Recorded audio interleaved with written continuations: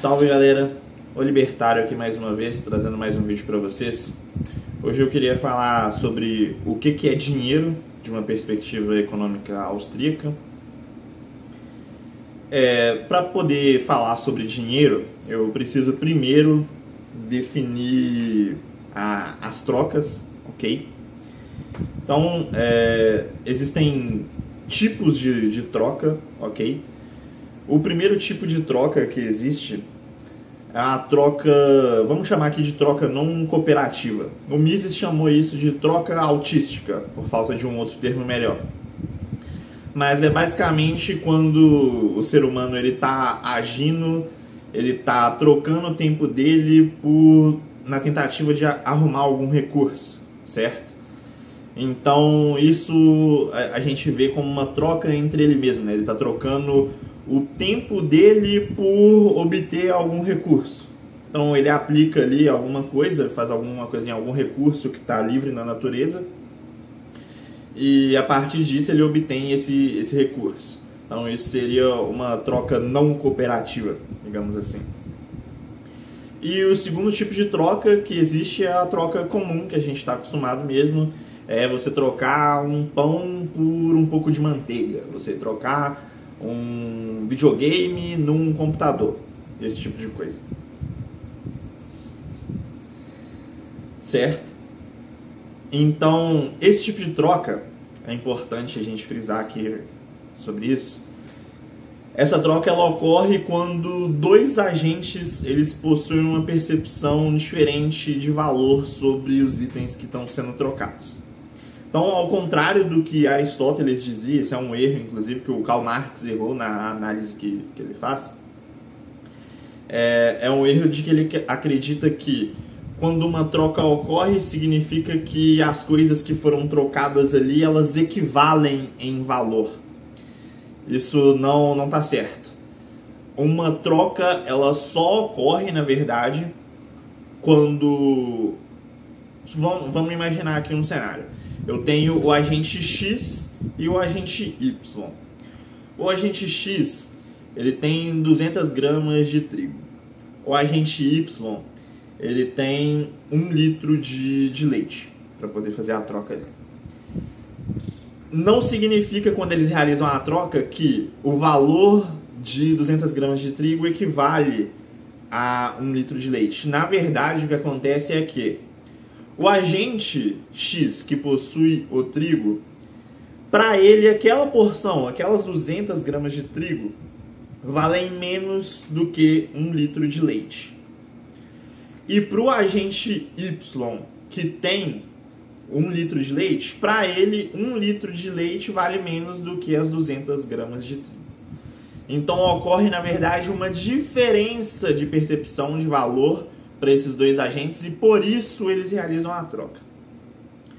Por que tem que haver essa diferença? Por que tem essas condições têm que serem cumpridas para poder fazer a troca? Vamos imaginar, por exemplo, que os agentes eles valorizam igualmente. Então o agente X ele valoriza igualmente as 200 gramas de trigo com 1 litro de leite. E o agente Y é a mesma coisa, só que ao contrário, né? Então ele vai preferir ali... aliás, ele vai preferir não, ele vai dar o mesmo valor que ele dá a 1 litro de leite e ele dá as 200 gramas de trigo. Então, nesse caso, não vale a pena fazer a troca, porque só o ato de você ter que trocar, isso está empreendendo algum custo, e se eles valorizam igualmente aquela coisa, não faz sentido eles fazerem essa troca, eles vão perder tempo, eles vão perder valor fazendo isso, certo? E eu não preciso dizer que, se suponhamos que o agente X, ele valoriza mais as 200 gramas de trigo do que 1 litro de leite, ele não vai querer fazer essa troca, né? É a mesma coisa do outro lado, só que ao contrário, da mesma forma que a gente explicou anteriormente. Então, o primeiro ponto a se entender é esse, que precisa de haver essa diferença de valor, e só a partir daí é que a troca ela pode ocorrer. Então, por exemplo, existe cenário em que talvez a pessoa ela até queira, por exemplo, o X ele até queira o leite, mas ele não está disposto a dar 200 gramas de trigo, ele só está disposto a dar 100 gramas de trigo, por exemplo, por 1 litro de leite. Para o outro agente, se ele percebe que não, eu só troco esse 1 litro de leite se me vier 200 gramas de trigo, por 100 eu não aceito. Então, obviamente, não vai haver troca. Então, todas essas condições precisam serem cumpridas para daí a gente poder ter a troca de fato. Beleza, isso é o que a gente chama de trocas diretas, ok? Quando a gente está falando da troca comum, da troca tradicional. Então, existe a troca direta, que é quando eu troco o meu recurso diretamente pelo outro recurso que eu desejo consumir. Então, não há um intermediário nessa troca, por isso que é uma troca direta. Está sendo feito diretamente aquela troca ali. E existe também o que a gente chama de troca indireta. A troca indireta, ela vai envolver um intermediário. E esse intermediário, ele é o dinheiro, beleza? O dinheiro, ele é nada mais, nada menos do que um meio de troca. Existem alguns autores que tentaram classificar o dinheiro como um bem de produção, mas isso está incorreto. O dinheiro por si só, ele não está produzindo alguma coisa, ele também não é consumido, ele serve como um intermediário para você poder realizar as suas trocas. Então isso que é o dinheiro, é um intermediário para fazer ali as suas trocas de uma forma mais fácil, né? Então é muito mais difícil você conseguir fazer as suas trocas diretas, né? No mercado complexo não é viável a gente ficar tentando fazer essas trocas diretas, né? É importante, isso facilita muito, né, que a gente tenha um intermediário, que a gente tenha um dinheiro para poder fazer essas trocas. E o que é esse dinheiro? Como que alguma coisa se torna dinheiro? Então vamos imaginar o trigo, por exemplo. Vamos pensar sobre uma vila bem primitiva, que ela ainda não tem um comércio muito bem desenvolvido, mas ela já tem ali, as pessoas já praticam um escambo, né? Então, as pessoas fazem trocas diretas ali dentro daquela comunidade. Aí vamos imaginar que em algum momento, um agente dentro daquela vila, ele percebeu o seguinte: pera aí, cara, tá todo mundo querendo comprar trigo, o consumo de trigo tá alto aqui. Eu ando por aí nos comércios e as pessoas elas estão aceitando bastante trigo. Então a quantidade de trigo aqui que eu tenho é só para o consumo mesmo, mas eu vou, ao invés de eu tentar trocar o leite que eu tenho aqui, eu vou tentar trocar ele por trigo, para daí trocar esse trigo por uma quantidade de ovos.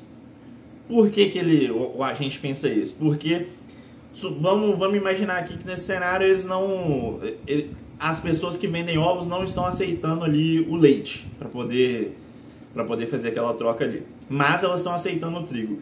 Então esse agente ele vai passar a demandar o trigo não para o consumo. Tem uma parte do trigo que ele demanda para o consumo, beleza, mas ele está demandando uma parte extra agora, porque ele quer utilizar esse trigo como um intermediário para ele poder chegar até os ovos. Então, quando isso começa a acontecer, quando o primeiro agente ele passa a demandar o trigo não para o consumo, e sim para intermediar a troca, sim para servir como um meio para poder chegar até o recurso que ele realmente quer, aquela coisa foi utilizada como dinheiro ali. E quando isso começa a se popularizar, quando vários agentes percebem essa situação e também passam, assim como esse primeiro agente, eles também passam a demandar o trigo para utilizar como um meio de troca, é aí que esse trigo ele se torna de fato dinheiro, beleza? E é importante a gente tentar entender o que explica o poder de compra do dinheiro, por que ele vale alguma coisa. Então a explicação inicial para isso é a gente pensar no poder de compra do dia anterior daquela moeda. Então, o poder de compra hoje da moeda ele é baseado no poder de compra do dia anterior. Claro que as condições vão mudar ali ao longo do tempo, né? Então o dinheiro ele não tem um valor fixo, né? O valor dele ele pode mudar, existem condições ali que fazem ele mudar.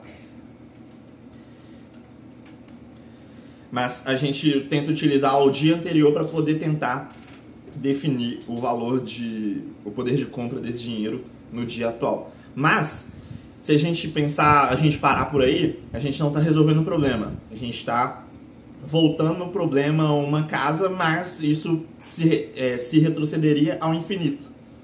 Mas não se retrocede ao infinito. Existe um ponto que explica essa origem. O poder de compra da moeda ele é explicado pela demanda que aquela moeda tem para consumo, somado à demanda que aquela moeda tem para trocas. Então vão existir esses dois tipos de demanda em uma moeda, a demanda para consumo e a demanda para troca, e é isso que explica o valor da moeda. Isso é o teorema da regressão da moeda do Mises. E isso é o porquê existe um grande problema nas moedas fiduciárias. E o Bitcoin, ele é uma moeda fiduciária também. Caso você não saiba, as pessoas gostam muito do Bitcoin pelo fato dele te livrar das garras do Estado, mas ele também é uma moeda fiduciária. Porque uma moeda fiduciária, ela é justamente uma moeda que ela não possui essa demanda por consumo. Então, qual que é o problema de não possuir essa demanda por consumo? Porque justamente o que justifica a demanda por troca de alguma coisa é essa demanda por consumo que existe primeiro. Então, por que o trigo nessa sociedade ele tem um valor de troca? Porque primeiro ele tem um valor de consumo. Então, por causa desse valor de consumo, justifica que eu passe a demandar ele para as trocas. Agora, um bem que ele não possui essa demanda por consumo, que não consigo dar nenhuma utilidade para ele, não tem nada que justifica ele ter um valor de troca. Então, esse é o problema das moedas fiduciárias, esse é o problema das moedas sem lastro.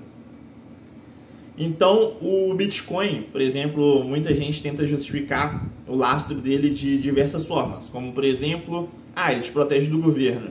Beleza, cara, ele te protege do governo, mas o fato dele te proteger do governo, tipo assim, ele tá protegendo o quê? O que tem ali dentro? O que tem naquele Bitcoin, além de muita especulação?